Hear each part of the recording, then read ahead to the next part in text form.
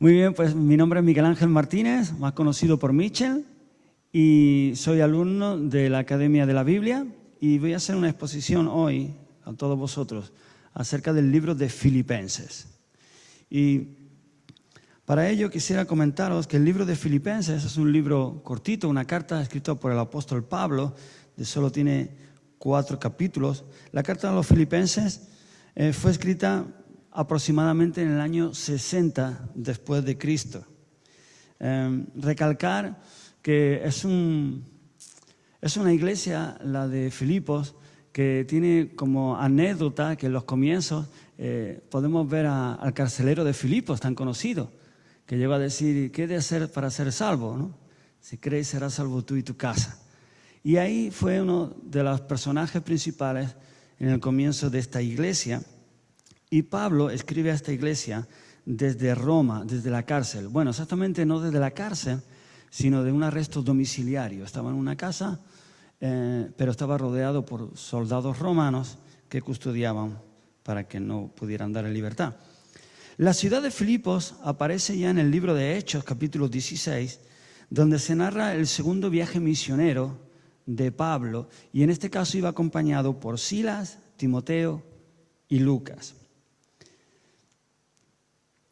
Quisiera también anotar que esta ciudad de Filipos era una colonia romana y primeramente fue conquistada por Alejandro Magno, el rey de Macedonia. No sé si conocéis al gran emperador Alejandro Magno, el Magnífico, ¿no?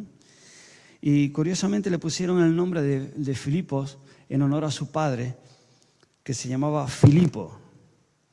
Luego, más tarde, Alejandro Magno conquistó en el año 356 a.C., pero luego el Imperio Romano conquistó esta ciudad en el año 168 a.C.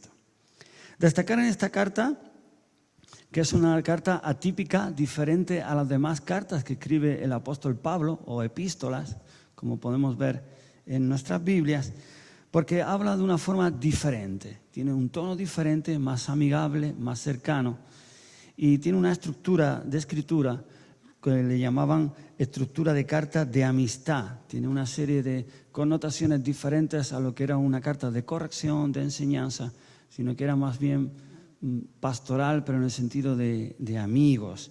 Y le llaman por eso mismo la carta del gozo. En esta carta se habla mucho acerca, como dice en Filipenses 4:4, que nos regocijemos. Y otra vez os digo, regocijaos. Gozaos en el Señor. Otra vez os digo, regocijaos. Es una carta que habla del gozo de una forma muy señalada y nos dice que no estemos afanosos por nada. Y también hay otro versículo clave en Filipenses 4:14, que lo tenemos nosotros ahí en la iglesia, donde dice: todo lo puedo en Cristo que me fortalece, en Filipenses 4:13. Y son versículos muy conocidos que usamos mucho y estaban escritos a esta iglesia en particular. Y quisiera terminar con el versículo más importante dentro de los muchos que podemos encontrar, y es en el capítulo 2, donde se nos habla de la kenosis, o traducido es despojarse. Y este capítulo habla de cuando Cristo, Dios mismo, se hizo hombre y no estimó el ser igual a Dios como cosa que aferrarse. ¿Recordáis este pasaje? Sino que siendo Dios se hizo hombre, y como hombre se hizo siervo, y como siervo no se quedó ahí, sino que murió, y murió en una cruz. Y aquí en el capítulo 2 de Filipenses nos narra ese descender, ir despojándose de todo hasta llegar a lo más bajo, ¿sí? Y luego Dios el Padre lo exaltó y le dio un nombre que es sobre todo nombre. Amén. A Jesucristo. Pero ese despojarse es clave, es un ejemplo para nuestras vidas.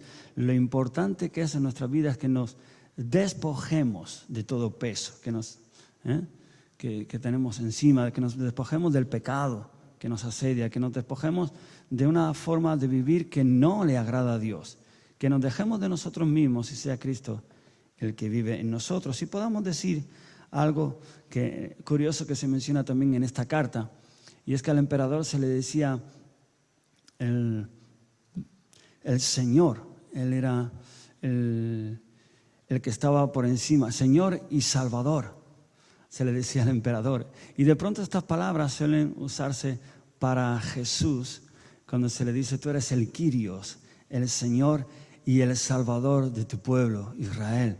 Y esas palabras como Kyrios, que significa Señor, estaban destinadas al emperador, y ahora de pronto empiezan a usarse para que realmente es digno de este nombre, y es Kyrios, Señor. Jesús, que significa también Salvador, Señor y Salvador. No es el emperador romano, Pablo le habla a los filipenses, sino que es Cristo Jesús, Señor nuestro. Amén. Que Dios os bendiga.